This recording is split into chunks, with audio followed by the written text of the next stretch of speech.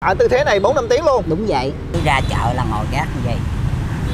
Nó bị hở hết cái khớp đó. Rờ cái giò này thử coi nó lạnh hay nó nóng. Lạnh chú à? Nó lạnh là nó đã chết rồi. Trời ơi, chú có 2 đứa con gái dễ thương không? Kính thưa các bạn, đây là chân dung của vợ chú Duy các bạn. Bất ngờ là chú Duy là có vợ con nhìn khỏe mạnh mà xinh đẹp quá trời luôn.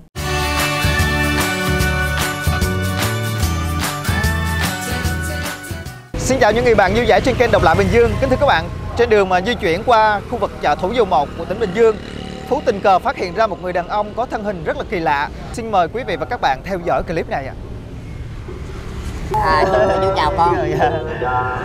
Chú đang đi bán vé số hả? Đúng rồi, sáng giờ chú bán còn hết rồi. Chú bán vé số giá cũng bình thường như mọi người chú ha? 10.000 tờ hả? Đúng vậy. Sáng giờ chú bán được bao nhiêu tờ rồi? Con này chú bán ít lại rồi. Con lúc trước chú bán có 700 mà cỏ này chú lớn rồi, chú đi hết nổi rồi. Dạ. Bán bữa nay còn có 350 tờ. Con xin một chút thời gian của chú để nói chuyện chút được ha chú ha, thì con rồi. sẽ mua hết cái vé số này. Rồi chú cảm ơn con nhiều. Dạ, đây có bao nhiêu tờ đó? 1, 2, 3, 4, 5 19, 20 rồi. 20 tờ là bao nhiêu tiền ta? 200.000. Dạ. Đây, trả chú 200.000 ha, tặng chú thêm 200 nữa ha. Cái cho này nó vui. Chú cho thì con cho chú rồi chú mang ơn. Dạ. Nhưng mà chú nói là cái số tiền mà tụi con cho đó, dạ, hay hoặc là cô bác cộng đồng cho đó, dạ, là chú sẽ để dành đó để về ủng hộ tiếp sức với cái cầu. dạ. Tại vì cái cầu lúc trước là cái cầu khỉ, Dạ. bây giờ cầu khỉ em nó đi không có được. Dạ. Bây giờ là chú đang kêu gọi để ủng hộ để xây cái cầu đó đúng không ạ? Dạ đúng rồi. Thôi vậy kênh Độc Lạ Bình Dương sẽ giúp chú ha. Rồi. Kính thưa các bạn, Nam Mô A Di Đà Phật á, là cái âm thanh giúp mọi người nhận ra chú á. Con xin giới thiệu với chú á, con là Phú của kênh Độc Lạ Bình Dương. A Di Đà Phật. Dạ. Con xin lỗi, chú tên gì ạ? Chú tên Duy. Chú Duy. Chú Duy năm nay được bao nhiêu rồi? Chú năm nay 52 tuổi rồi. 52 tuổi. Kính thưa quý vị và các bạn, Phú rất là xúc động và cảm thấy là khi mà nhìn cơ thể của chú Duy, như các bạn có thể thấy là hai cái chân của chú á, không hiểu vì sao mà có thể là vắt chéo và ngang lên cổ như thế này, vắt thẳng lên luôn các bạn. Đó. Bây giờ Trung đánh xoay máy một vòng ha, để cho bà con cô bác chúng ta có thể xem được rõ. Còn cái lưng của chú đây là tại sao nó lại phì lên? Đây là khối u hay là gì chú? Không phải khối u con à, cái này là còn bé đó, cỡ 5 tuổi mà chú đã có tật rồi. Ông Dượng đó, ông mới đóng cho cặp tó. Dạ. Để tập đi không có lết ở dưới đất. Dạ. Rồi sau khi đó rồi chú té lật ngang luôn, là bỏ luôn, không có chống tó được. Rồi từ từ ngày lớn nó cái lưng nó ẹo qua một bên, là nó lồi lên vậy đó. Chứ nó cũng không phải là khối u hay là bị gù gì. Còn hai cái chân của chú như thế này là chú vắt lên đây hay là nó bị dính luôn lên đây? Không, tụi con bình thường á, thì tụi con mấy cái khớp này á, nó dính liền với nhau. Chú á, là nó không có dính liền. Trời. Nó bị hở hết cái khớp đó. Rồi chú phải ngồi là ngồi gì. Trời ơi. Đó, chú để xuống chú phải ngồi. Ngồi gì nè, nhưng mà không phải ngồi trên xe này được. Ngồi trên xe là nó té. Đó, chú phải ngồi xuống vậy nè, đó. Đó, gì là chú mới chịu. Còn nếu mà bình thường mà ngồi giống như tụi con thì chú không có ngồi được. Yeah. Đó, bây giờ nếu mà chú bỏ xuống gì đó thì chú phải ngồi gì đó. Yeah. Mà về nhà thì cũng vậy, về nhà thì chú cũng bò lết vậy đó. Tự mua cơm ngoài ăn. Yeah. Thì lúc mà chú di chuyển thì chú phải để lên. Yeah. Nó không có vướng bận, mà nó không có để cho mình mất cái thế mình đẩy cái xe. Yeah. Chú mà thả hai chân xuống là coi như là không có thể mà ngồi trên tấm ván này. Đúng rồi. Yeah. Ngồi trên tấm ván, nếu mà bỏ hai cái giò xuống mà ngồi trên tấm ván này mà đẩy đi á. Yeah. Thứ nhất á là nó chà lết ở dưới đất, cái thứ nhì nữa nó bị dướng. Yeah. Tại vì nó không có cái chỗ để đó, con biết không? Nếu mà đóng cái xe bự nữa mà mình có cái chỗ để cái chân á. Yeah. Thì mình đi vô nó bị dướng. Yeah. Nhiều khi người ta đi xe người ta không thấy rồi người ta gạt. Yeah. Nó trúng rồi cũng tội nghiệp cho người ta nói mình là làm mạng để lấy tiền. Yeah. Cho nên là chú phải làm sao cho nó gọn để cho cô bác người ta thương. Con xin phép đẩy, nếu mà di chuyển cái xe này ra một tí mà chú ngồi nay mà chú để lại cái chân lên cái chỗ cổ cho con xem rõ nó. Dạ. Khoan để chú dịnh cái đó. Dạ. Nó bật nữa. Không phải hả? Tại cái xương ở sau nó không có được bình thường. Trời ơi các bạn. Hả? Nó phải chịu lại. Dạ. Chịu lại mới để lên được. Rồi con đẩy ra đi. Các bạn có thể thấy rõ rất là kỳ lạ và đáng thương. Hai cái chân của chú á là mấy cái khớp ở trong này nè. Dạ. Em biết không, nó không có dính liền giống như là tụi con. Dạ. Bây giờ nếu mà lấy cái dao mà mổ ra thì tự nhiên mình lấy ra thôi chứ không có cần cắt gân. Ủa vậy hả? Nó đã hở hết rồi. Dạ. Cho nên là nó khác như người ta. Dạ. Tại vì tụi con phải vô cái khớp. Dạ. Đó. Mà bây giờ cái khớp nó hở ra thì con cứ việc cắt cái da là lấy ra thôi. Dạ. Đó, nó là vậy. Cho nên là nó mới gác dễ dàng. Dạ. Còn nếu mà những người mà tập á, chú nói cho con nghe, những người mà tập người ta siết á, nó không bao giờ lâu được. Dạ. Của chú á, có thể là chú ngồi 2-3 tiếng hoặc 4-5 tiếng được. Cứ ở tư thế này 4-5 tiếng luôn? Đúng vậy. Trời ơi. Còn nếu mà người ta tập á, trong vòng khoảng 10 phút đồng hồ đỡ lại thôi. Dạ. Nó phải tê hết là đâu có chịu nổi. Dạ. Còn chú là nó khác. Tại những cái đường gân máu này nó chết hết rồi, nó không có chảy nữa con nữa. Ồ, ở đây là có cảm giác không chú? Bây giờ cái chân này nó không có còn cảm giác. Chân này không còn cảm giác luôn? Không còn cảm giác luôn. Đây nè, chú chỉ con coi nè, đây nè, đây những cái dấu này nè. Dạ. Là người ta chích thuốc không đó. Dạ. Người ta cá mà. Để kích nó sống lại á? Không phải, nếu mà nó giật á. Chứ tỷ giờ con chích vô nó nóng nó giật lên. Là cái chân này nó còn sống. Còn mà chích mà nó bình thường á thì cái nó đã chết rồi. Dạ. Con thấy bây giờ con để ý đi, con rờ cái giò này thử coi nó lạnh hay nó nóng. Nó lạnh chú à? Nó lạnh là nó đã chết rồi. Trời ơi. Còn cái chân của người ta nó nóng là nó còn sống. Còn cái chân này sao chú? Cái chân này thì nó cũng còn sống, nhưng mà hơi ấm này. Chân này nó còn đường gân máu. Dạ. Nhưng mà nó cũng vẫn phải chịu. Cái chân này á, nói chung quy là nó còn sống thật. Dạ. Nhưng mà nó phải là chịu cho cái chân này để mà cái chân này nó không có rớt. Dạ. Tại cái chân này nó không có bám, cái chân này nó giữ lại cái chân này là chú mới ngồi lên trên được. Dạ. Cái chân của chú á là từ nhỏ khi mà sinh ra nó đã vậy rồi hả chú? Cái này chú cũng không hiểu làm sao mà tại sao mà chú 3 tuổi chú bị sốt bại liệt. Tức là từ năm 3 tuổi chú bị sốt bại liệt, sau đó dẫn tới cái tình trạng cái chân này như thế này. Dạ. Chú cũng không hiểu làm sao mà tự nhiên chú gác lên cái cần cổ được là như vậy. Từ năm mấy tuổi là chú có thể gác lên cần cổ như vậy chú? Nếu mà theo như chú khôn biết á là năm 9 tuổi. Năm 9 tuổi. Hôm nọ cho bà mẹ chú mới thấy khổ quá đi, giờ không có kiếm ra được chén cơm ăn. Yeah. Mới đem chú ra để giữa chợ đó, mà tự nhiên sao chú lấy 2 cái giò này nè. Lúc trước có chú gác như vậy nè, chú kể. Chú diễn tả lại hồi xưa chú không có gác như vậy. Yeah. Nhưng mà hồi xưa chú gác như vậy. Đó, chú ra chợ là ngồi gác như vậy. Đó, ngồi gác như vậy nè. Đó, chú ngồi vậy đó, rồi bà mẹ mới thảy cho cái thao. Ai thương thì ta thảy vô cắt con đồng. Yeah. Còn không thì thôi, chứ không có đi sinh. Yeah. Bây giờ chú bán vậy đó, cô bác ta thương á, thì ta mua giùm. Yeah. Rồi ta có bạc lẻ thì người ta thảy vô ta cho mình để dành đó ăn uống nước gì đó, hoặc đi phụ tiền xe. Chứ chú nào giờ chú chưa có đi sinh. Mà chú biết tạo ra đồng tiền mà nuôi bản thân rồi á, thì chú bắt đầu bán vé số tới bây giờ đó. Yeah. Nhiều cũng có chứ cỡ 22 năm rồi đó. Yeah. Tại vì con chú này nó mới có 11 tuổi. Là chú có con rồi hả? Chú có gia đình, có 2 đứa con rồi mà. Nói chung quy là cổ cũng vừa đi làm, chú cũng vừa đi bán. Dạ. Con xin lỗi là hiện nay là cái cô đó còn sống với chú không? Còn con. Vậy hả? Vậy là bây giờ con rất là muốn được ghé thăm cái căn nhà trọ của chú để gặp cô đó một chút được không ạ? Không. Bây giờ vợ của chú á, nói thiệt là có cái ruộng ở dưới quê rồi. Giờ bả làm ruộng với là đưa mấy đứa nhỏ đi học. Còn cái nhà trọ chú hiện tại giờ chú chỉ có mình lên. Chú ở mình hả? Chú ở mình. Dạ, cho con về thăm nhà trọ chú chút được không? Được. Kính thưa các bạn, Phú muốn tìm hiểu kỹ hơn cuộc sống hàng ngày của chú Duy, nên bây giờ là Phú sẽ theo chú Duy về phòng trọ. Sau chú đi bán chú không mặc đồ vô cho nó đỡ nắng. Chú nói con nghe, đi bán bận vô nó hầm chú đâu có thở nổi. Thứ nhất là chú bị bệnh thiếu canxi. Nó phải có cái hơi gió nó mát mát chú chịu mới nổi. Còn nếu mà không là chú không có chịu nổi luôn biết không? Nó điên hồi nó ngợp cái nó ngã ngang ở xỉu. Người ta lúc trước chú cũng bận đồ vô, cũng nhiều người ta nói vậy đó. Chú cũng bận vô nhưng mà điên hồi người ta chú xỉu rồi cái người ta phải chở chú đi bệnh viện. Mà mỗi một khi mà con biết ông chở đi vô đó đồ đạc tiền chỉ số đồ mất hết trơn nó đã mấy lần rồi. Cho nên là chú bây giờ phải vậy á, chừng nào mà chú về chú con nhắc lên cho nó dễ. Khoan để chú bận cái đồ cái này. Các bạn, bây giờ là mình với chú Duy sẽ sẽ đi nhà trọ rồi. Dạ.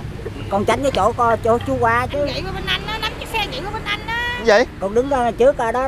Rồi dẫn xe dịch của bên anh á. Cái gì nói khó hiểu quá. Ủa người ta nói anh nắm chiếc xe dịch ngược của bên anh đó, anh còn dịch bên đây. Rồi đưa rồi. Rồi đưa rồi con. Dạ. Con không chịu bên đây là chú gịch nó ngã qua. Là con hiểu rồi. Bãi của hả? Đây là xe ôm riêng dành cho chú thôi hả? Đúng vậy. Cố vậy được trả bao nhiêu tiền chị? 300 anh. Ghê vậy? 2 buổi. Đi 2 buổi á. Nhưng mà giờ cỡ này chú không có đi 2 buổi, nó đi còn con buổi rồi. Anh nghĩ đi 300 cơm em lo nè, thuốc hút em lo nè, nước em lo nè. Trời, 300 bao cơm bao thuốc luôn. Bao nước luôn. Vậy là chị là phải mất cả ngày theo chú hả? Thì đúng rồi. Chị có về nhà về trọ là nó bỏ chú ở đó thôi. Rồi nó mua cơm cho chú rồi thôi rồi đó. Xin chào các bạn, Phú vừa theo chân chú Duy đến cái khu trọ này. Đây là một khu trọ nhỏ nằm ở thị xã Tân Uyên của tỉnh Bình Dương. Bây giờ mình mời các bạn vào phòng trọ của chú Duy ha. Ở cái khu này các bạn có tới hàng chục cái dãy trọ như thế này nè. Kính thưa các bạn, có một điều rất là bất ngờ.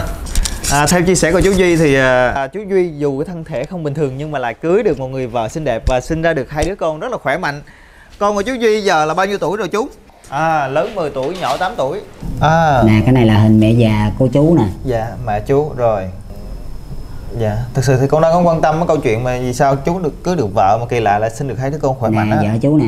Vợ chú đây nè các bạn. Nhìn cô cũng xinh đẹp ghê ha. Đây chú kéo qua cho mấy đứa nhỏ nè. Dạ.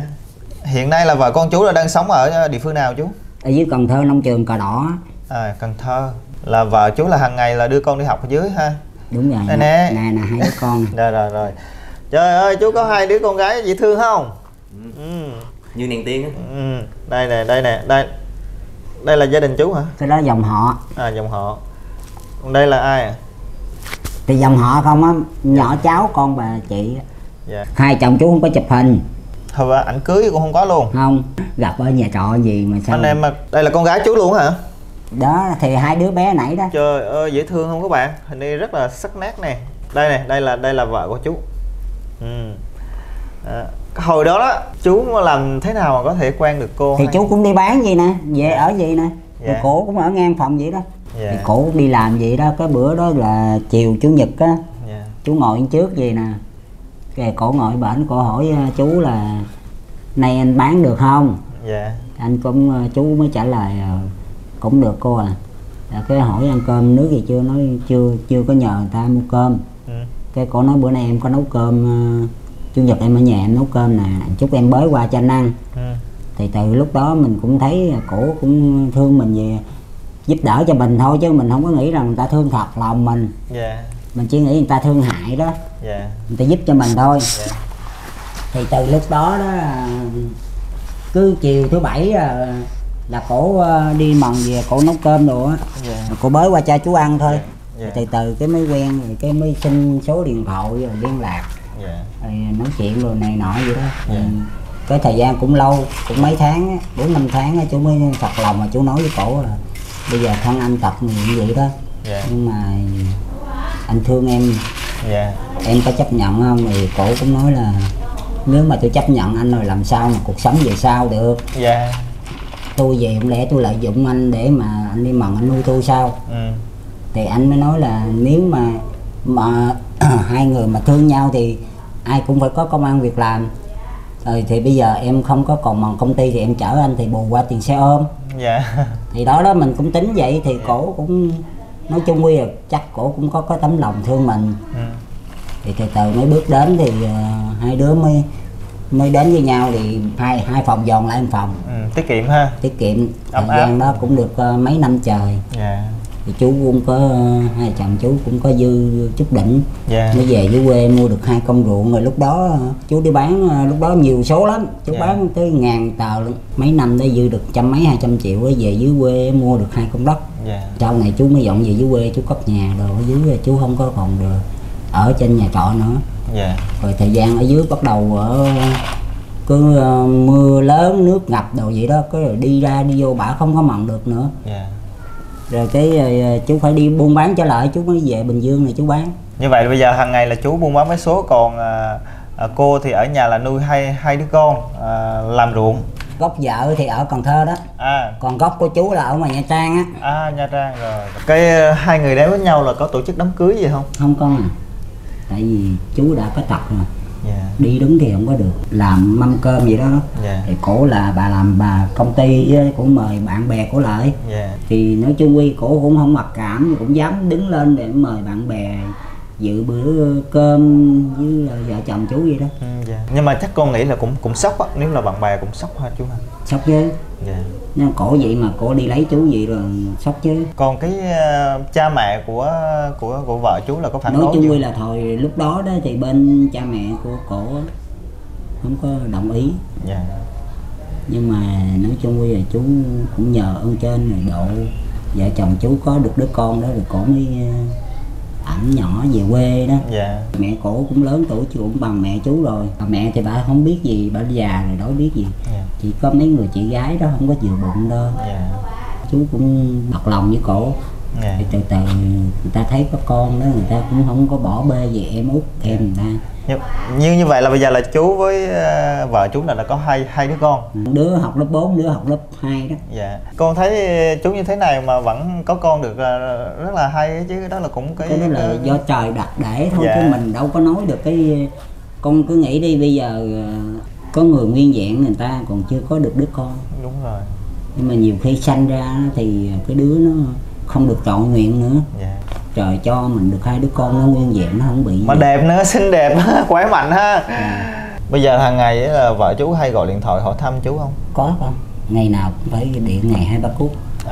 Giờ chút xíu nữa cũng phải điện hỏi chú đi bán về chưa. Dạ Trinh cô. Nãy con có xem hình cô, con nói chúc mừng chú Duy cưới được người vợ mà xinh quá, mà là đẻ được 2 đứa con đẹp như tiên vậy á. Cô bây giờ ở dưới là làm công việc gì? Nội trợ rồi ai có thuê gì thì làm. Hồi nãy con có hỏi thăm cô chú Duy là có bí quyết thì sao mà ngày xưa cưa đũa được cô? Con không biết sao nữa. Duyên nợ đưa đến hỏi cô cái gì vậy? Duyên nợ hả?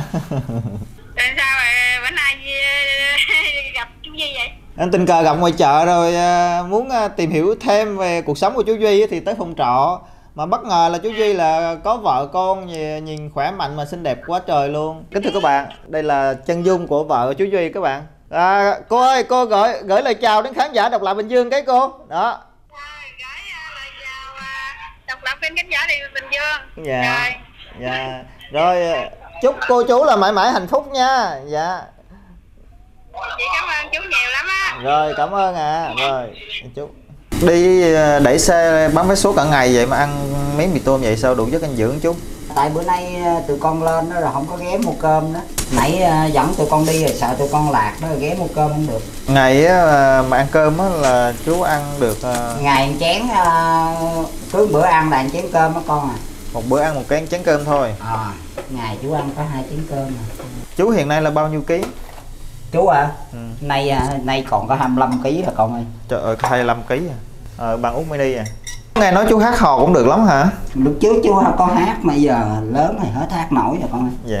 Thôi hát tặng khán giả Độc Lập Bình Dương bài được đi chú. Chú sẽ hát tặng cô bác khán giả Bình Dương một bản nhạc là Xuân này con vắng nhà. Con biết bây giờ mẹ chờ tin con, khi thấy mai đào nở vàng bên nương. Năm trước con hẹn đầu xuân sẽ về, nay em bay đầy trượt ngõ, mà tin con vắng xa ngàn xa.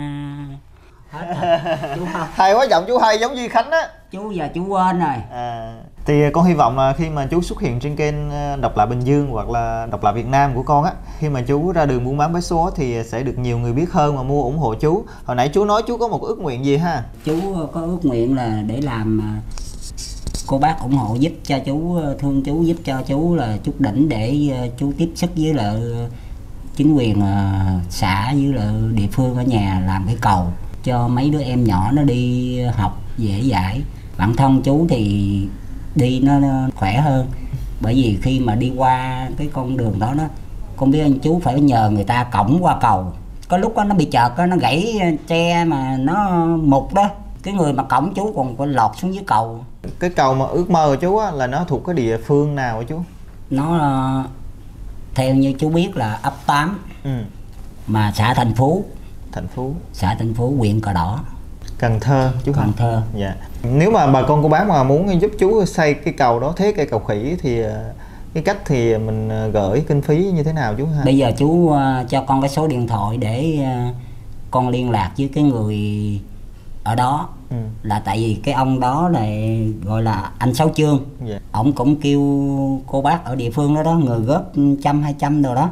Thì gom góp cũng được nhiều rồi. Nhưng mà nó cũng còn hơi thiếu. Nếu mà cô bác với lại tụi con mà giúp á thì liên lạc với cái số điện thoại là 0377 5276 97. Cái cầu đó bây giờ còn thiếu khoảng bao nhiêu tiền nữa thì có thể xây được ạ? Cách đây 1 tháng á, thì gom cũng được 7-80 gì đó. Nhưng mà cái cầu đó dự đoán là tới 100 mấy lần. Theo như chú dự đoán chắc cũng còn cỡ 30-40 gì đó. Dạ cũng không nhiều lắm.